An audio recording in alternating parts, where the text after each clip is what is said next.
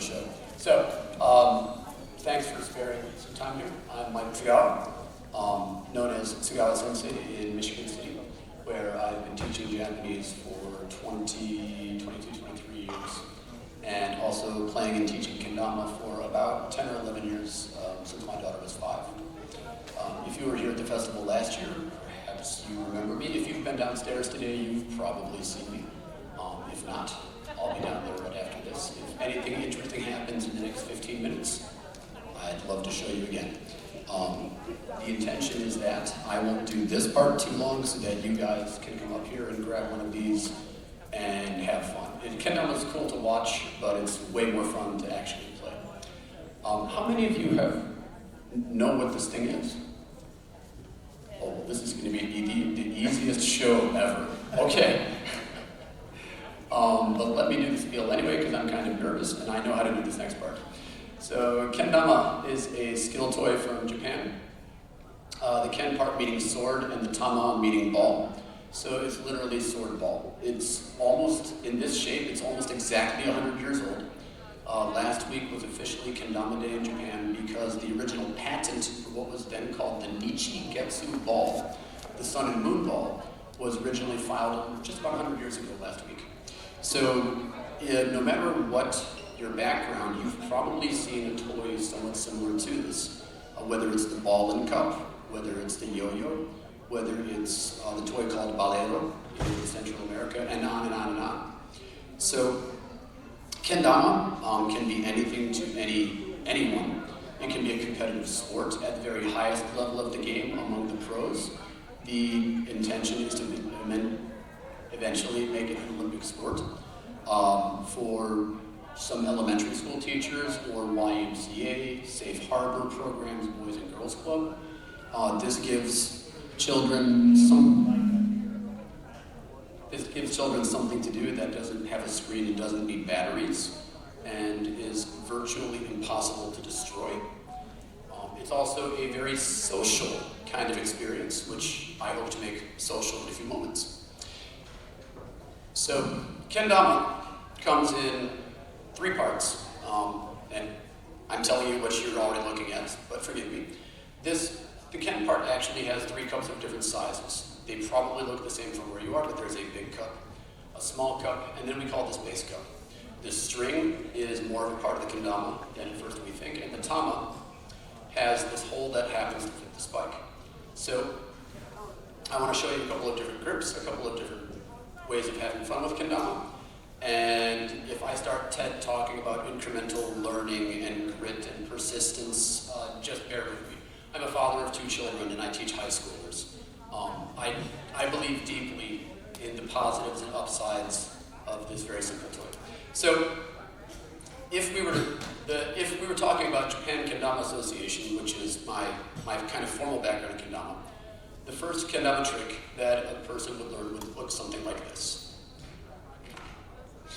And if we hold it like a pencil, just like this, and put our spare fingers in this empty cup, then we end up with a very simple grip that keeps the Tama close to the palm, because everybody at some point has learned to catch a ball in their hand. And once we add a tool to that, like the Kendama, it can cause a little bit of confusion, but the idea is first to learn a single skill, and then to connect the skills together. So, if that is a big cup, and that is a base cup, then going from one to the other, if you believe in scaffolding and incremental learning, and so on, then this is a very powerful tool. It's also very good for anxiety and other sorts of afflictions, if you will. It is also a very, I think, fair toy and game for people with all sorts of abilities. I have taught several people who are in fact legally blind to do that. I have played Kendama with people in wheelchairs. The art possibilities are kind of endless. Many Kendama come with no paint at all. They also come with gravity, free of charge. Many Kendama come with no paint at all. This is one that my daughter painted for me during COVID when we were at home and had nothing else to do. And obviously I have beaten the heck out of this one over 10 or 11 years. So I said, honey, could you make me a kendama and make it look cool so I can do stage shows? And a lot of my students enjoy painting and otherwise designing their kendama. So anyways, what the heck do we do with this thing? So if we change the grip to kind of a shake hands grip if you play table tennis, then going from cup to cup to cup to cup to cup to cup to cup, around the cup, around the cup, around the cup, balance, throw and catch. There's a sequence.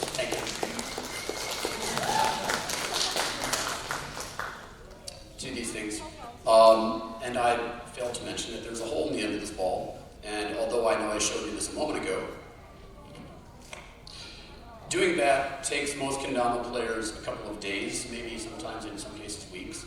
If you have a mentor or a coach or someone who knows how to play kendama, I've taught maybe 20 or 30 people today to do that very trick downstairs.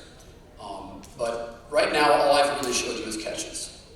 That hole also allows us to do balances. If I get tired of holding the ken, which I do, there are tricks we can do holding the tama. And so this is called an airplane. We can throw things in the air and regain them.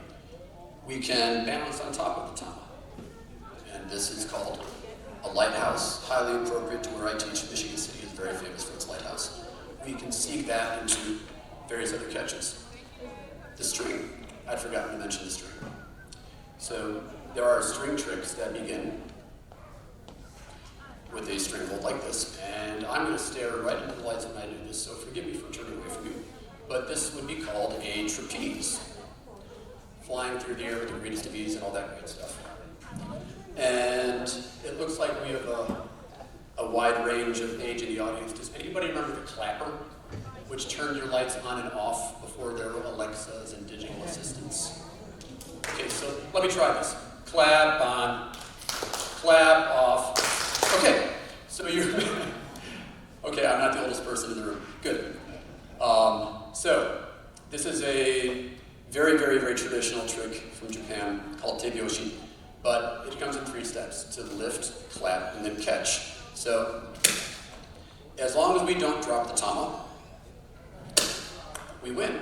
And most people can be trained to do a single clap very quickly, so it becomes a matter of, can I do it twice? Can I do it 3 times? Can I do it more? Can I kick it between my legs?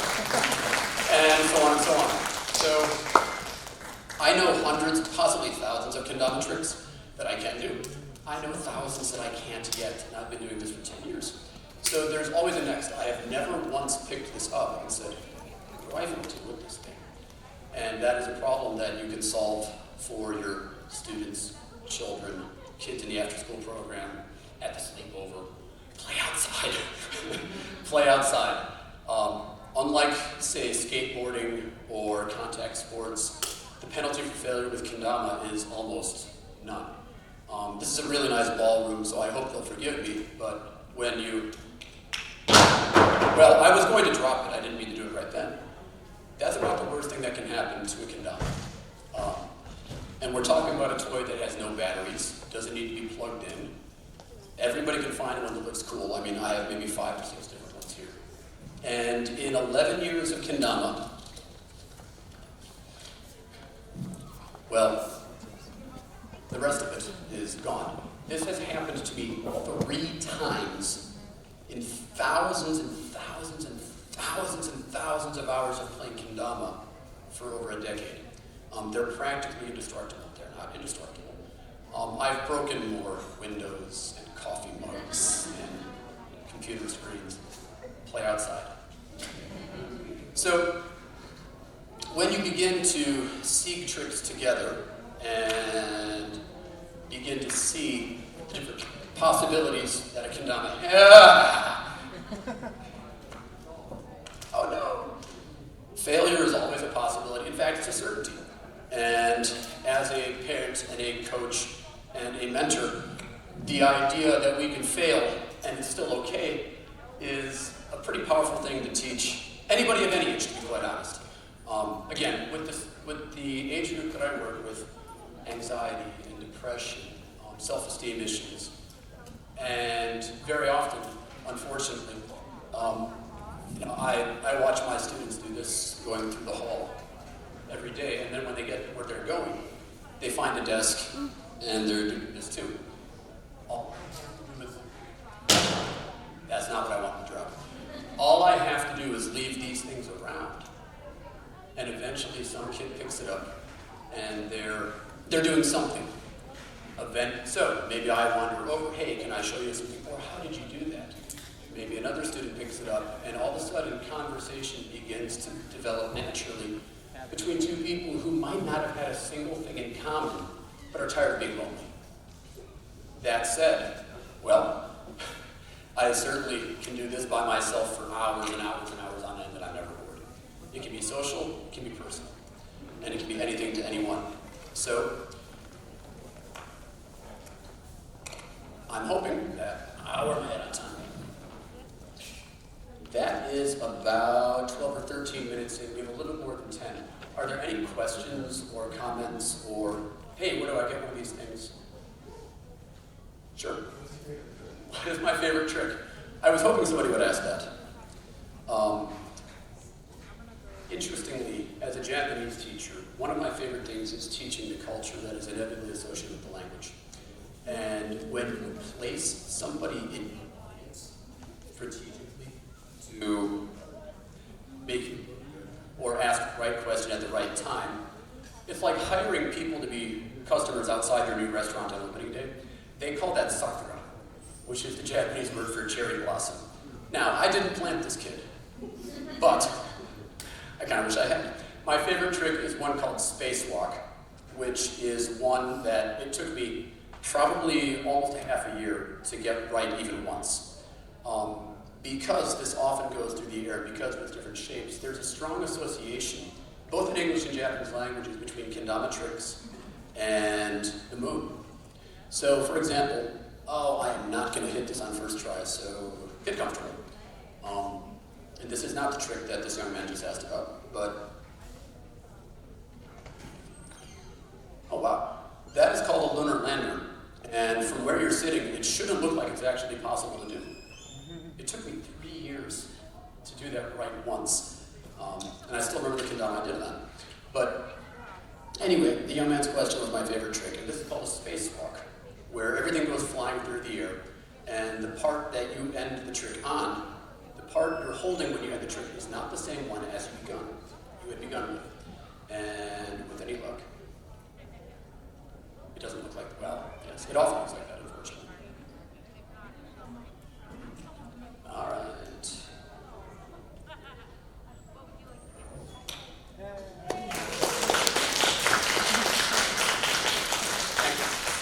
Great question. Anything else? Sure. Absolutely. Absolutely. I broke a new pair of glasses against my own face. Interestingly, on that same question, Earth and Moon and all that great stuff, this is a trick called an Earth turn because the tama does one rotation. I know how to do that now, but I didn't when I first started learning it. And so I thought, okay, I'm gonna flick this back at my face. And I did that right into my new pair of glasses. Play outside. So, glad you asked, yes. Sure. Wow, okay. Boy, there's an awful lot. So, one of the tricks I showed you was a balance trick called uguisu, which is a kind of bird in Japanese, and it's supposed to look like a bird sitting on a tree branch. And different from catching it on the spike, the uguisu comes in a couple of different sizes and, well, balances, if you will. In fact, okay. That's actually called saru no koshikake, which is to say a monkey's chair, because it's supposed to be a monkey sitting in a tree kind of checking you out on the ground. Anyhow, I'm of the various genre of kendama tricks, birds and their various shapes are kind of one of my favorites. One that I'm working on right now is catching it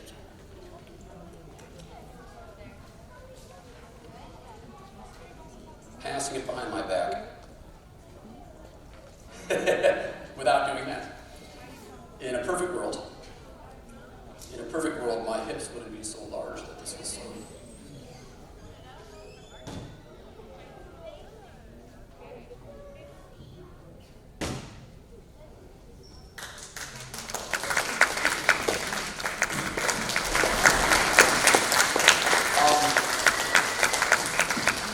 Today must be a special day because I hit that trick once every, and I'm not kidding, I make that about once every 100 times. So today's a great day. Thank you. I thought I saw a hand. Yes. Glad you asked. And these days, you know, the answer Amazon is very convenient. You can go into a Target and find a kendama on the wall from a company called Sweets, which is made here in the United States. One of my personal favorite companies is Kendama USA. They're selling kendama downstairs today. If you are curious, I have a QR code at if you don't see a kendama you like, or if you've blown through all your cash today, I have a QR code at my station where you can and see hundreds of different kinds of kendamas and buy at your leisure. As long as you stay with one of the major brands, there are no bad kendamas. Buy one that looks cool and have a ton of fun playing. I used to be real picky about what I recommended and didn't. These days, there are so many wonderful kendamas out there. The only bad kendama is the one you don't own. I'd rather a kid with a shoddy kendama than a kid with no kendama at all. I'm so glad you asked. Sure. Yes and no. How patient are you? Okay, a long time ago, there was an English teacher at my school who found one of these in my class and said, "Mike, what's that?" And I said, "It's a kendama." "What do you do with a kendama?" And I said, "You catch it and do stuff like that." And then he bought his own kendama. And he turned into our school kendama guru. He was an English teacher, but he had this thing in his hand constantly, and he wouldn't leave me alone. He wanted someone to play kendama with, and I was the only person in the school who even knew what this was. He wouldn't go away. And you might remember Hoyt, in any event. And then he contacted a kendama company because he believed in incremental learning, which is something we talk about in education all the time, but it's learning in steps and learning not to give up, and creativity and peer mentoring. And he asked the company, "I'm an English teacher with a modest salary, I can't afford a classroom set, can you give me a discount?" That kendama company sent him 35 kendama for free. So he did what any sensible person would do. He quit his job and moved to New Zealand and became a carpenter. On his way out the door, he said, "Mike, take care of these." And so I became the kendama guy. And my daughter, who goes to Hoshiuko, if you're local and know about Japanese schools, you know what that is, but my daughter had a New Year's event at her Japanese school, and they asked, "Are there any parents who would like to play kendama with the kids?" I didn't realize this was the place where you don't raise your hand. And I said, "Oh, I've got kendama. I could be involved in my daughter's life. Great." I was the only parent there out of 80 elementary school children. And so for 3 weeks, I practiced like a possessed man because my daughter's honor was staked on me not screwing up on stage. And so that's 11 years ago now. And in my current environment, the only people around really to teach me are my students, and many of them progress so quickly. It's amazing what happens when you put this in a young person's, in any person's hand, really, but young people specifically. And many of my students get better than me like that. I'm fortunate that I can travel to Japan most summers, and there's a kendama club in Takaoka, Japan, which, by the way, is the sister city of Fort Wayne, and is where my wife is from. She's Japanese. And so then I have a chance to meet all sorts of kendama coaches and people. Otherwise, it's YouTube sensei. Yeah.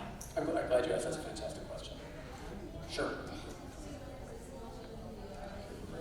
Yep. Mm-hmm.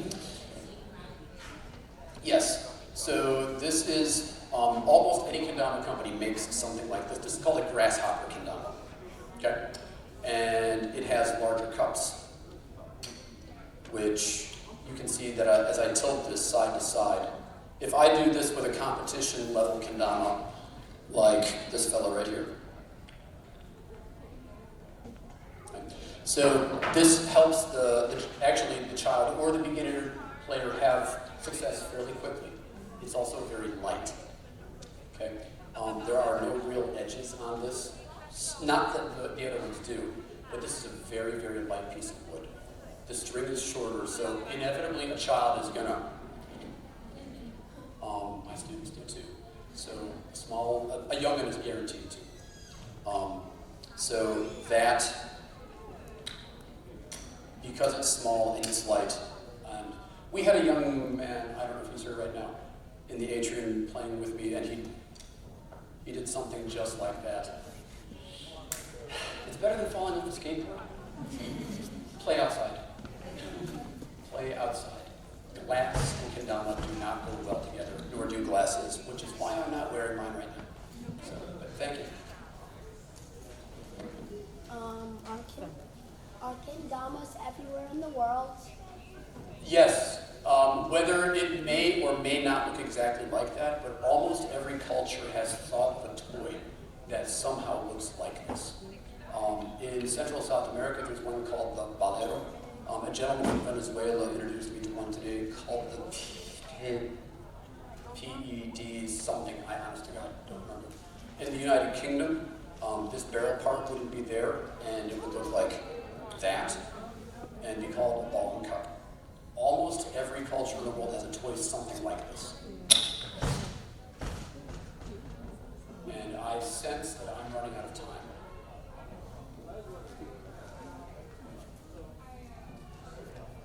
Okay, if anybody would like to try, there's a dozen kendama on the floor up here. Come on down. Come on down, come on down. Kendama is cool to watch, but it's so much more fun to play.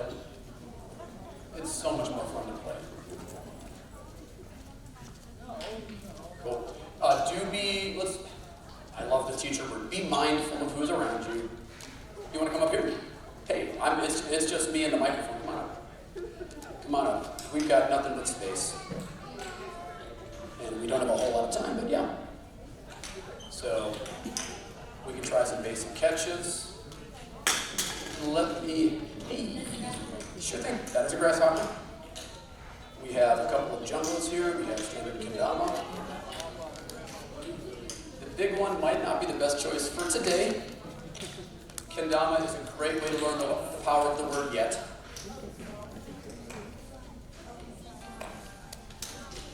Come on down. Come on down.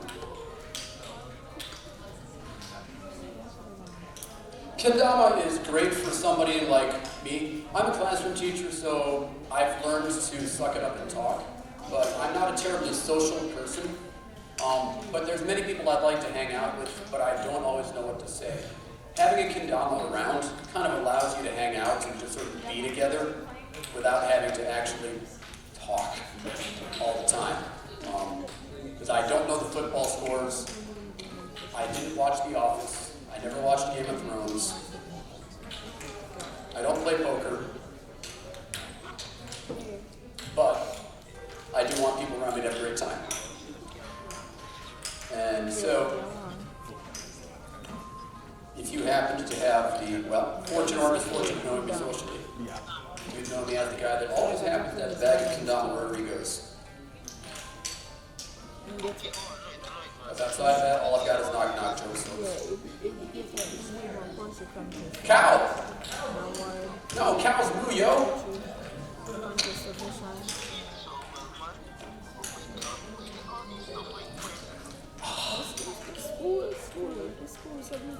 I appreciate that. I know I teed that up pretty fast. This is far better than teaching high school. Usually I kind of lay that out there and the classroom just goes dead quiet. Bird trick. Okay. So, first thing I would do is just put it there so you can feel what it's going to be like when it's there. Then, pull it straight up.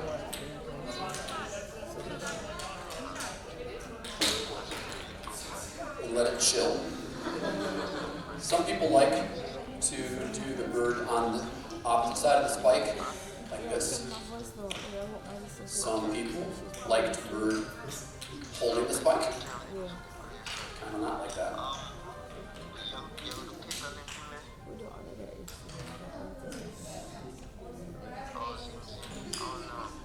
Ball cup. Yeah. They make a toy called the ring dama, which it's a ring that goes around your finger and has a cup, and you just swing the ball into it, and it glows and it makes cool noises.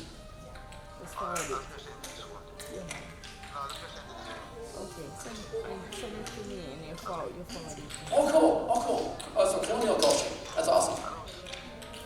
So if there are parents, grandparents in the room, I'll tell you what. No batteries, goes everywhere, it's social. The toy is pretty much unbreakable. What happens to or in your house, well, that's up to you. An entry-level kendama might cost you about $20. A great kendama might cost you about $50. It's a whole lot. I've wasted money in a lot dumber ways than buying a kendama. And they can always come back to me. You did the thing. You did the thing. Okay, all right. And kendama is one of the sports where I truly see people get excited for everybody else's success. Like, if I'm a pitcher, I don't get real thrilled when I watch somebody else hit a home run. If I'm a hitter, I don't really get a thrill out of watching a pitcher throw strikeouts. But I'll tell you what, as a kendama player, I get super stoked when I watch people make great tricks. I've played maybe half a dozen sports, and I've met some amazing people in all of them, but I've met some people I really kind of wish I hadn't met in almost all of them too, but in kendama I've met nothing but friendly faces. And I hope you will too.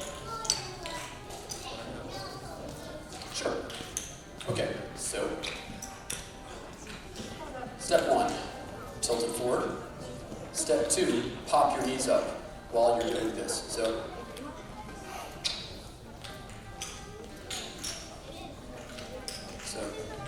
let it out, pop it up. Okay, let it out, pop it up.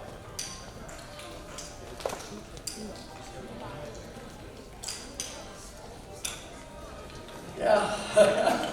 Well, tell you what, if you're having trouble spiking, spin the tom out a little bit like that, and then give it a try. That's going to help it stay a little more, going to help the whole thing go for you a little more.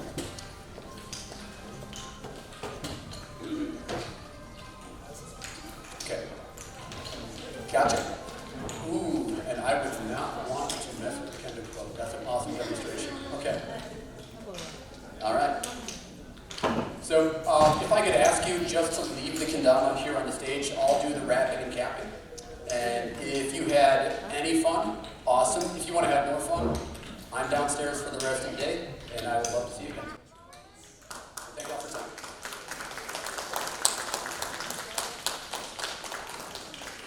Thank you very much, Mike.